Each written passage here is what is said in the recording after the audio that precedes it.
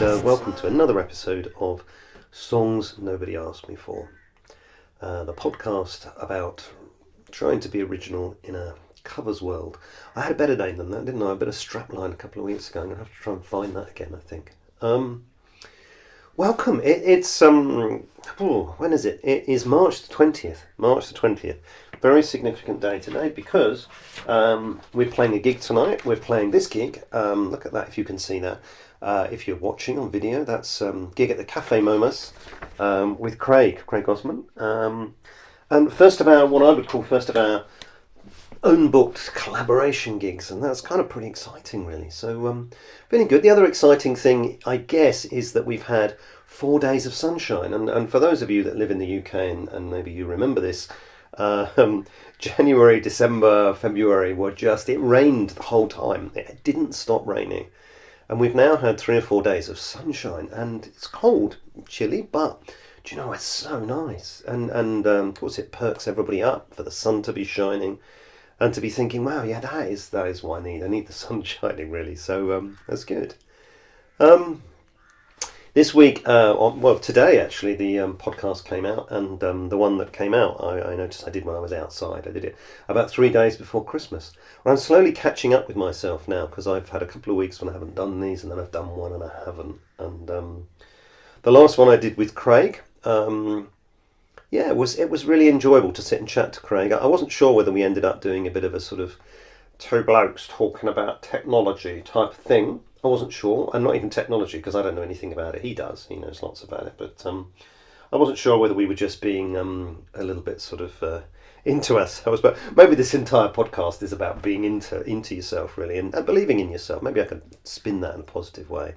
You can get up your own behind, or you can get into what you're doing and interested, and try to be interesting, I suppose, to people. But I guess, I know that I have some regular followers now. I really love that. And interestingly, one of the things I love about this is people sort of slightly left field of me will sometimes say, oh yeah, I follow your podcast. Or somebody was telling me the other day they listened to it on their way to work on a Friday. And it made me smile. I kind of thinking, oh wow, that's really nice. And it was a person I had no idea was listening to my podcast. And so you find out sometimes that some of the people that are listening are people you know, and then, I'd love to know who the other regular people who listen. Of course you don't, but you can see my numbers are small enough that I might say, well, I wonder who those other 3 people are. No, it's not as bad as that. But I wonder, who the people are that listen, and more, I guess, for me, the people I know that I don't know listen, or people I know I didn't realise listen regularly to this. And if you do, it's a shout out to you in particular. Thank you so much for following this. And if I don't know you, thank you so much for following this. And even if you're just popping in and listening, look, it's lovely to have you here. And please do, follow, subscribe. I really could do with that. Click the like button below on YouTube. That would be fantastic. And if you're watching on Spotify, just click that thing that says to start following the episode. Really helps me with where this goes and on those things. I mean, I guess in a way that sits with something I wanted to talk about today. I think, which was about promotion really, and it's an interesting time for me. I did a podcast, and it probably was about the 3rd podcast, if you want to go back, and it was called How Not to Promote Yourself. And I talked about being in London and the mistakes I made and the things I did that really didn't go very well at all. And how maybe I learned from them, maybe I didn't, but many of them it was hard to learn from them, because what do you learn from them other than, oh, that didn't work, So it's a tricky thing. And I find myself now as a more confident, more mature, obviously older songwriter, player in an originals band, but in a world that's much more modern in terms of promotion, of course.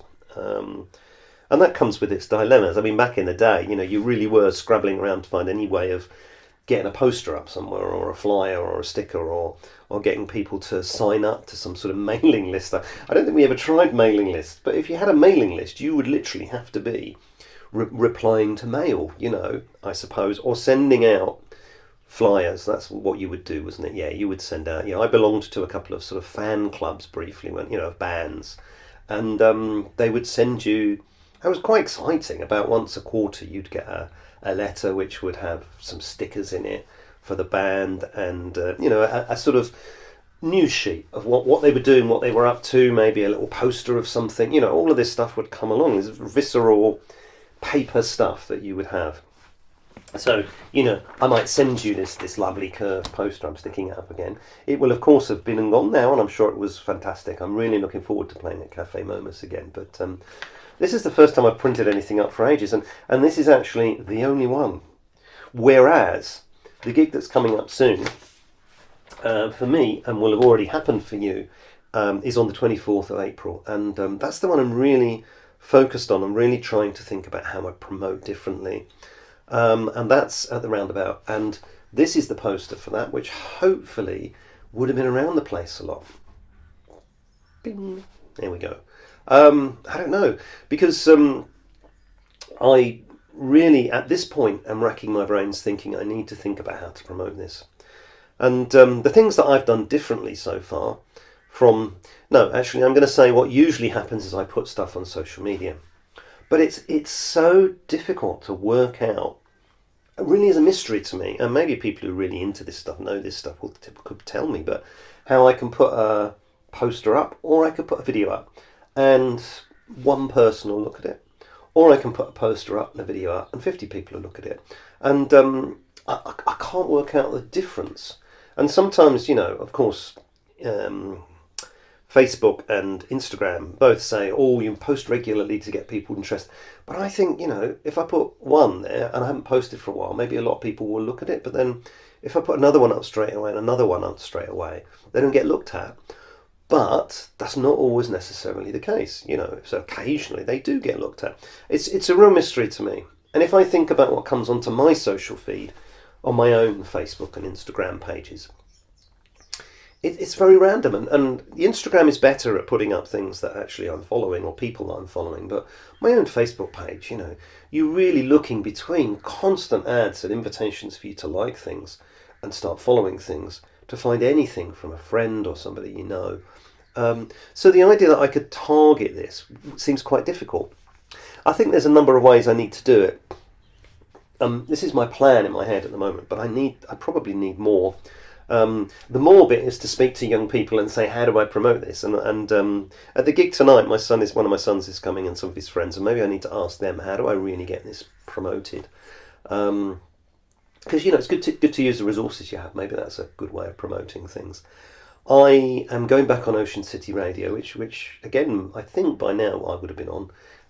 Back to meet Steve again, the lovely Steve on Ocean City Radio. Has been so supportive.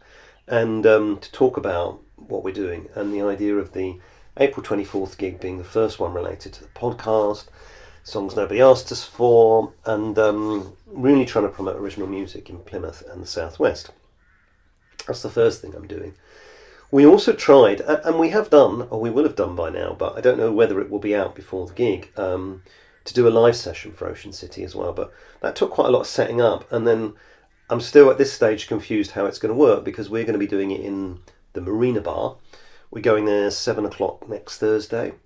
I don't know, I assume obviously it'll be open, but I don't know how the recording is done and whether they have a mixing desk or how they're going to do that. I don't know, whether they're just going to rely on us sounding okay, in which case it's not going to be great, but I don't know. I'm curious, but I don't think it's going to be coming out before that gig. It may not even be out. Yeah, I don't really know, but really interested and excited to do it, but really confused as to how on earth it's going to work, really. So that's an interesting thing ahead of us, and we'll see what happens with that, really. But that maybe promote us, if it comes out beforehand. I contacted the young woman that interviewed me on the BBC. She said she's passed it on to a few producers and people that might be of help, but I don't know. I'm not optimistic that anybody's going to jump at what we're doing here. Not this stage, anyway. I think part of this thing as well is I always get the sense that you have to build a bit of momentum, but it's how you get that first bit of momentum happening in the first place.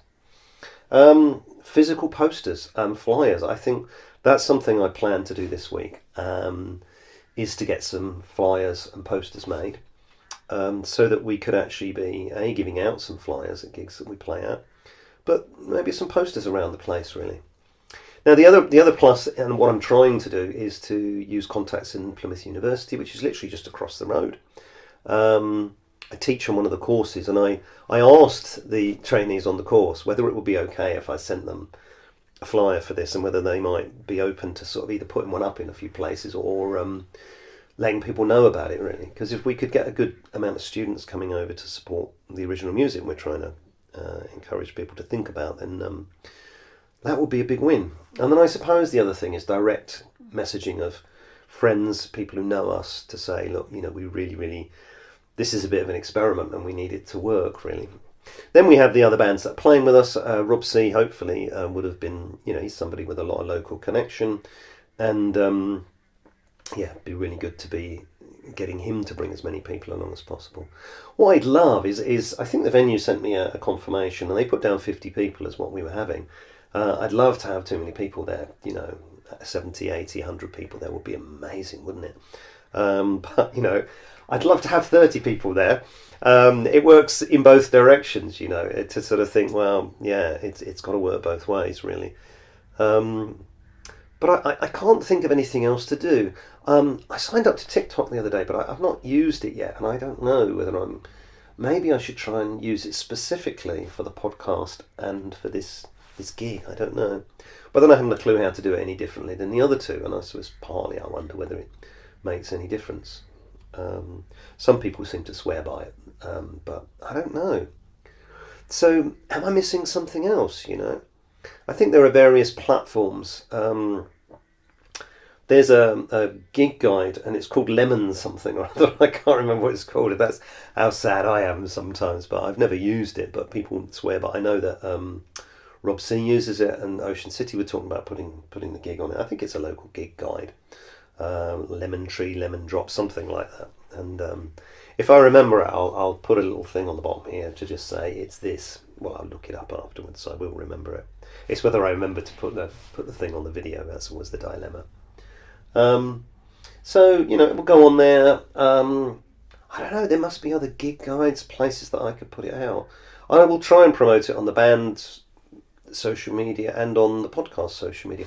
I've done a little video promo for it. Just like I think it's about a minute and a half. I just wanted to tell people about it, tell them what was going on. I've got little pictures popping up on it, and been waiting. Ollie is doing a poster for it, and he's just sent me the final sort of proof poster. So if I've already shown it on here, and hopefully it will be around Plymouth a little bit. But I need to get my finger out and do that, and I need to get other guys in the band to do that too.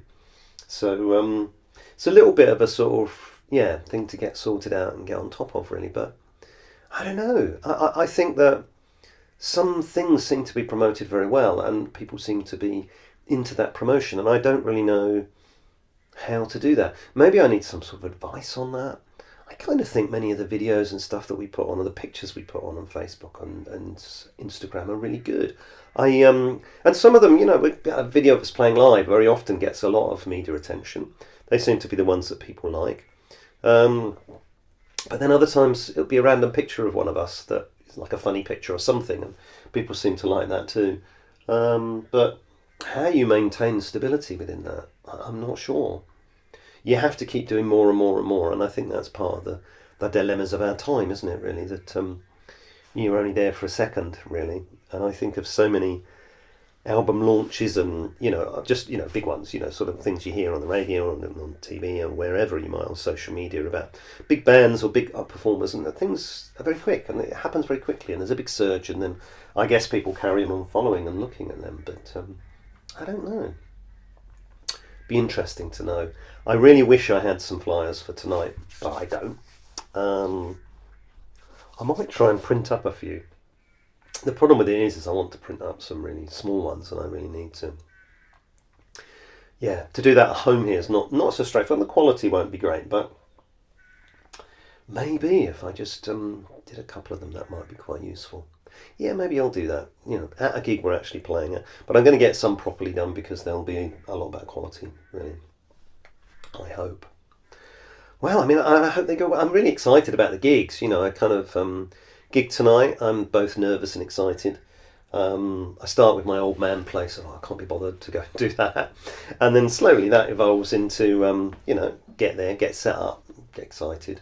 I did a podcast a while back on the stress of playing a gig and how you do all this stuff for this I don't know, whatever it might be, between 30 minutes and 2 hours of pleasure, really, if it's going well, and being with the lads and setting up and the sound, oh, that sounds okay, and all of that sort of stuff. So, you kind of, you want that stuff to be happening well.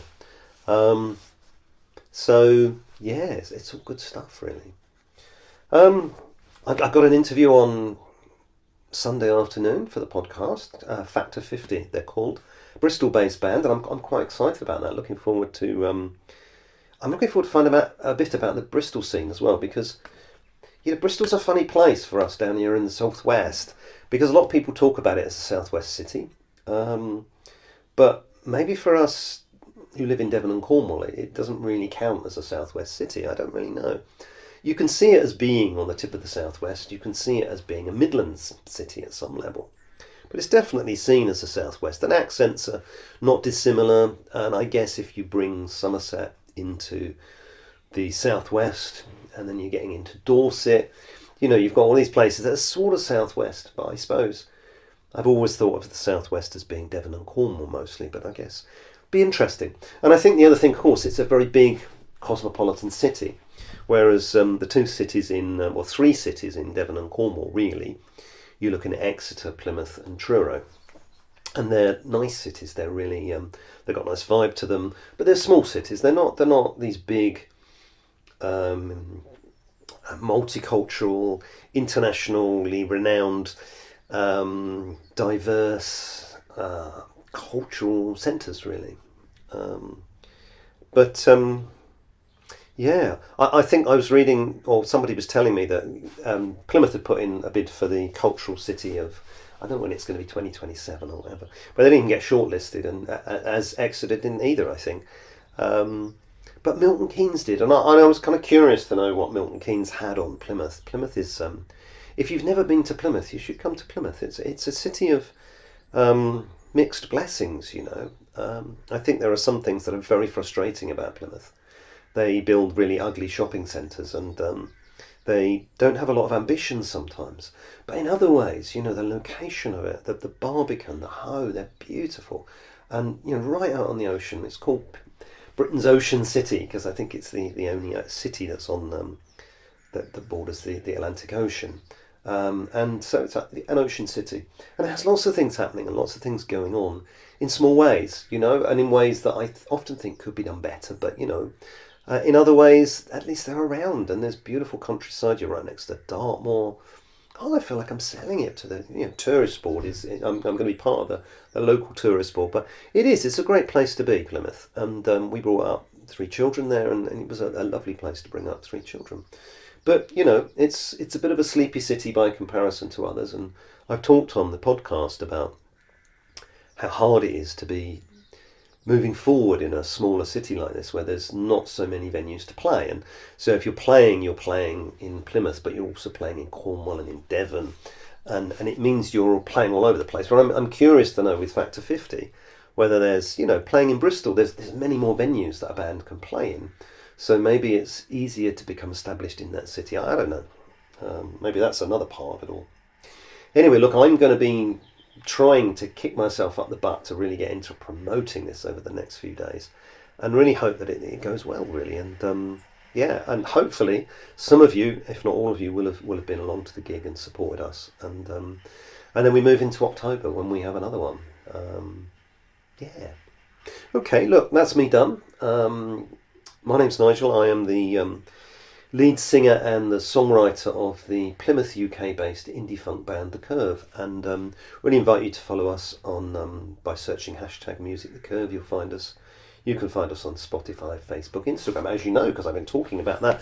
Who knows where else you'll find us over the next weeks if I manage to get myself into the right vogue and vibe and direction, really. But thank you for your time, and again, do subscribe, tell people about this. It'd be really good to have other people come join us, but and comment. Please say hi to me. Occasionally people do.